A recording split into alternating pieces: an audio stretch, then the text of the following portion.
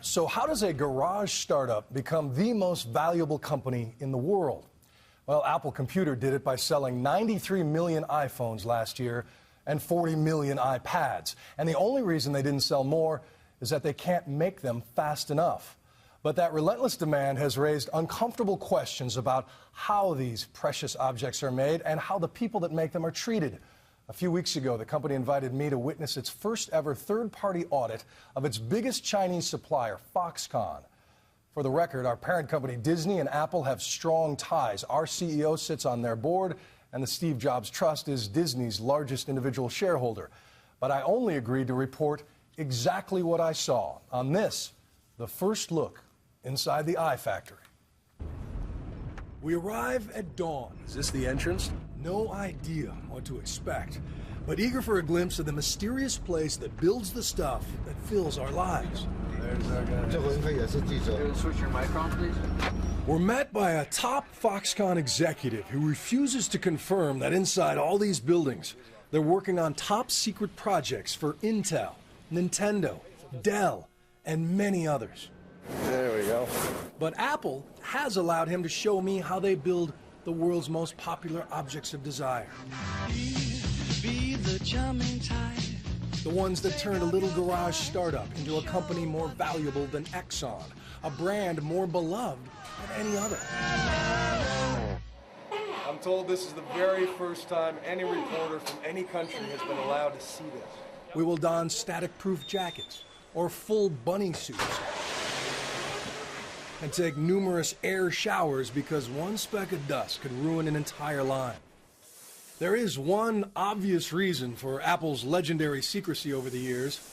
If the world sees this line, it might change the way people think in this line.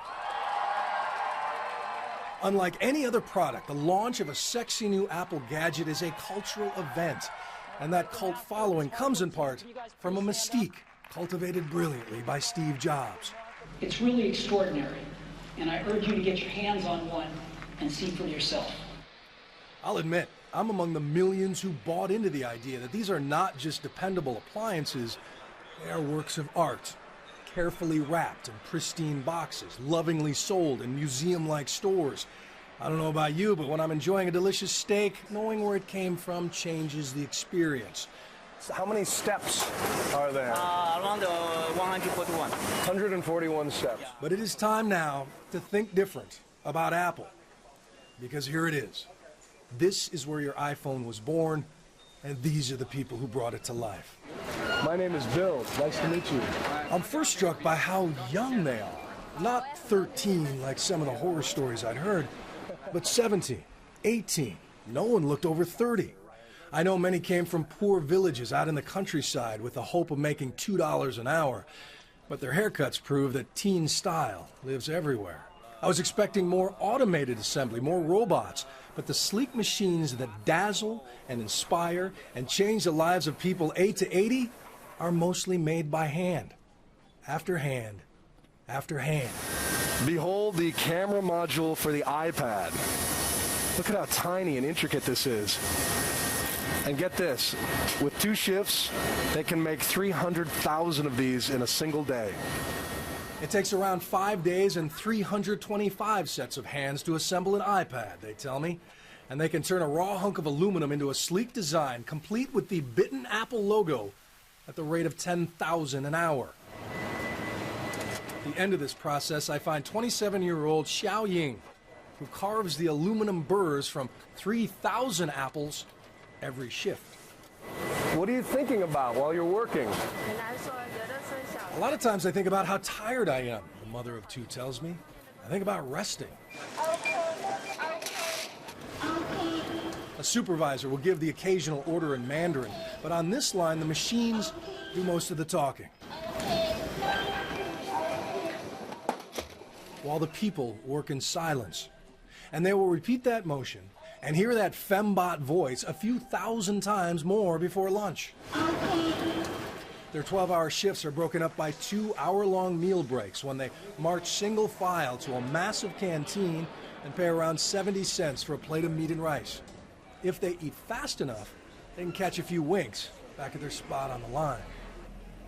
The Foxconn executive tells me it's not exhaustion, but a Chinese post-meal tradition. So this is home. How long have you guys worked here and lived here?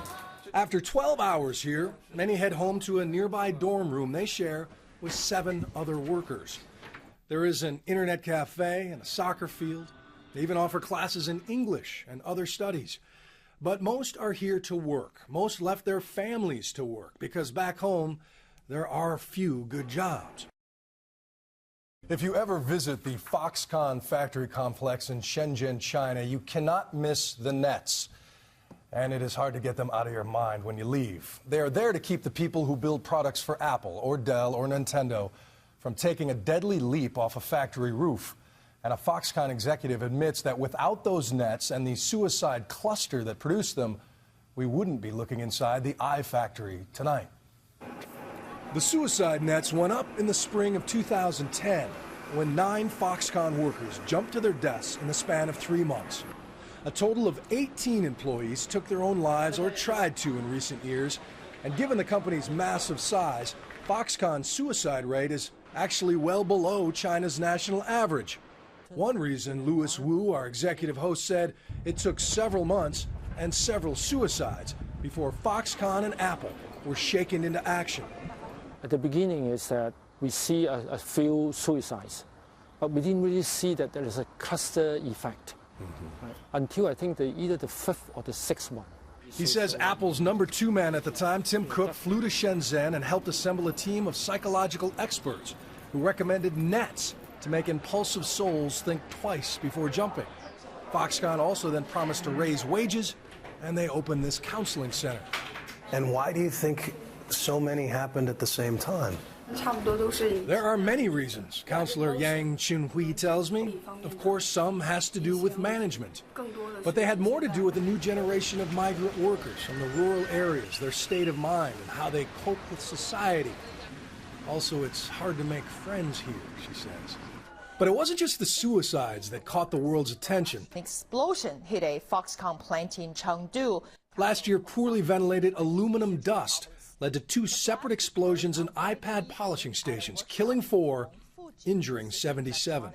There is, in fact, one labor rights group in the country who claims that they tried to warn you about combustible dust before the explosions. Is that true? Do you have regrets about not doing more sooner? But you ask me, whether, we feel we could have done a lot more or better to avert that explosion. Absolutely. We were devastated. Apple takes working conditions very, very seriously, and we have for a very long time. Apple declined my repeated request to interview new CEO Tim Cook, but referred us to his statements at a Goldman Sachs investor conference last week. We don't let anyone cut corners on safety. But now more than ever, they are trying to prove that to the world. Until this year, Apple had never released the names of its suppliers. They almost doubled the number of supplier audits performed last year, and a few months ago they decided to join the Fair Labor Association. And we were there when the head of the FLA arrived to begin the largest ever audit of Foxconn. This is not a surprise inspection. No. So how do you know they're not putting on a show for you if they know you're coming? I expect them to put on a show for us. That's normal. But our method is such that we have a bottom-up interview method that just surfaces. Over the next couple of days, everything will surface. It's only fair to note that Apple is just one of many Foxconn customers, and most of them have escaped this recent storm of bad publicity.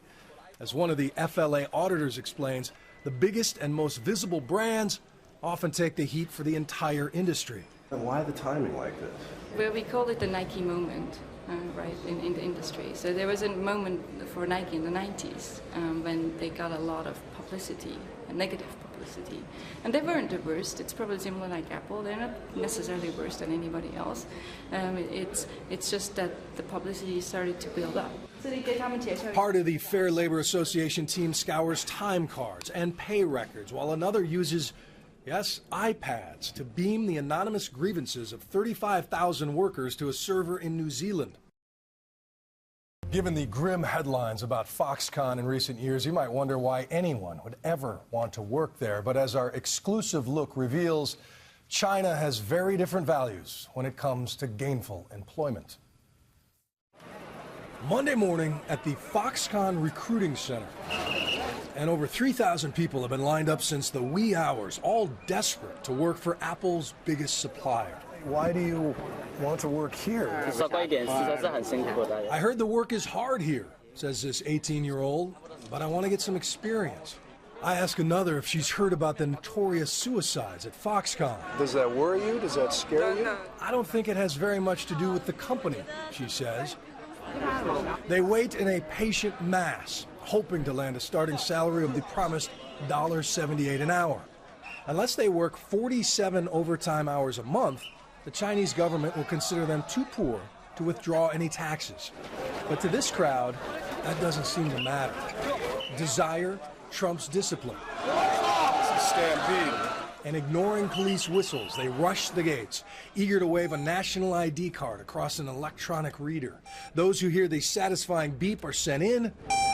Those with bogus IDs are silently turned away. The demand for iPhones and other electronics is so high, Foxconn will hire 80% of these people today. Good news to those who travel all night by bus and are ready to move in. After 3 days of training, what Foxconn calls team building, the new hires will be sitting on a production line. So this is home. And many of them will pay $17.50 a month to move into a dorm like this with 7 strangers. To get a sense of how this compares to their homes, we travel to a village outside the industrial town of Chengdu, where a single family might live in a room like this. Oh, that's your heat. Oh, I see. Though they have heard of Foxconn, they've never seen an iPad before. So this is what they make at Foxconn. It's called an iPad. And since the young people left to work in the factories, they say everything is better. So you eat better, you have better clothes, more to do? Yes, they say. Everything. Wow. Meanwhile, back in the Apple lines in Shenzhen, the Fair Labor Association audit continues. You know, people are really pushing this stuff out. Apple paid $250,000 to join this group, and Apple is paying for this audit, making critics worry about a conflict of interest. But Arette van Heerden of the FLA insists that when they publish this report, any whitewash will be obvious. What are you looking for? With behavior, traits, physical characteristics, what? Definitely. One of them is, will they look up even? You know, we come in here, we're outsiders, we're obviously an object of curiosity. And I want to know, can they express that curiosity? Can they steal a glance? I go into facilities where people won't look up, and they're really, really intimidated. I'm Bill. Since Apple encouraged us to approach anyone on their lines, we did. What goes through your mind when you do the same thing all day like this? We met people on and off the factory complex. Did you move to here for this job? Or on and off the record. You can be honest. And it became quickly obvious that a strange American with a camera crew only gets so much candor. So if there was one thing that you could change about your job here, what would it be? But plenty of people like Zhang Ruhua had no problem telling me that the dorms are too crowded and the trees block the sunshine and the food prices are too high. We heard the kind of complaints you'd hear at any factory or college campus. And even though wages have doubled since the suicide nets went up, most everyone complained about low pay. But in China, other than complaining, there's very little they can do about it. Right now, American-style unions don't exist here, but Louis Wu admits in the next few years they could take hold, and that would be major news. Because when 150 non-Apple Foxconn workers had demands in January, they went up to a factory roof and threatened to jump. What happened? Well, I think first of all, it's not because of pay. It's part of the negotiation process. But I'm very happy that everything was resolved. A sobering kind of collective bargaining right there. Yes, absolutely. If Apple came to you and said, out of the goodness of our heart, because we're doing so well, we want to pay everyone who touches an iPad double. Could you do that? Why not? That would be good for the employees, right?